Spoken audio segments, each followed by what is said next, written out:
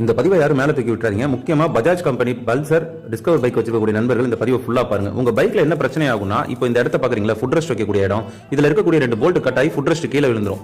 ஒரு சில நண்பர்கள் என்ன பண்ணிடுறீங்க அப்படின்னா, இந்த ஃபுட் ரெஸ்ட் தூக்கி வச்சு வெல்டிங் பண்றீங்க. அந்த மாதிரி பண்ணாதீங்க. ரீவேல்யூல ரொம்ப ரொம்ப ரொம்ப கம்மியான ரேட்டுக்கு கேட்பாங்க வண்டியோட மதிப்பே போயிடும்.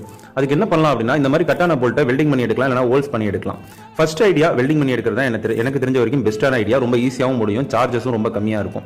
இப்போ நான் வெல்டிங் தான் பண்ணிட்டு இருக்கேன். இந்த கஸ்டமர் இந்த பைக் என்கிட்ட கொடுக்கும்போது 2-3 ஒர்க் ஷாப்ல கேட்டாங்க, எல்லாருமே வெல்டிங் தான் பண்ணணும் அப்படின்றாங்க. ஆக்சுவலா இந்த போல்ட்டை உடஞ்ச போல்ட்டை எடுக்க முடியாது அப்படின்னு சொல்லிட்டாங்க அப்படின்னாரு. இந்த போல்ட்டை எடுக்க முடியாததுக்கு காரணம் என்னன்னா, இது ரொம்ப சின்ன போல்ட்டா இருக்கும். ரெண்டாவது கொஞ்சம் உள்ள கட் ஆயிருந்துச்சு. நீங்க பார்த்தாலே தெரியும் வீடியோல, கொஞ்சம் கொஞ்சமா வெல்டிங் பண்ணி மேல மெட்டல் எடுத்துட்டு வந்து தான் நான் வெளில எடுப்பேன். சோ இந்த மாதிரி வெல்டிங் அடிக்கும் போது பாடியும் அந்த போல்ட்டையும் சேர்த்து வச்சு ஒரு சில ஒர்க் ஷாப்காரங்க வெல்டிங் அடிச்சிடறாங்க. அதனால தான் இதை மேக்ஸிமம் தள்ளி விட்டுருவாங்க, இந்த வேலையை செய்ய மாட்டாங்க. இதுல அவ்வளவு சார்ஜஸும் வாங்க முடியாது அப்படிங்கிறதுனால இப்போ நம்ம கொஞ்சம் கொஞ்சமா 2 போல்ட்டுமே வெளில எடுத்துட்டோம். இதுல வெல்டிங் அடிக்கும் போது கவனிக்க வேண்டிய விஷயம், நான் எந்த இடத்துல போட்டிருக்கேன் பாத்தீங்களா, வெல்டிங் அடிக்கிறதுக்கு பக்கத்துல போட்டிருக்கேன். சோ அந்த மாதிரி தான் பைக்கை பொறுத்த வரைக்கும் போடணும். முக்கியமா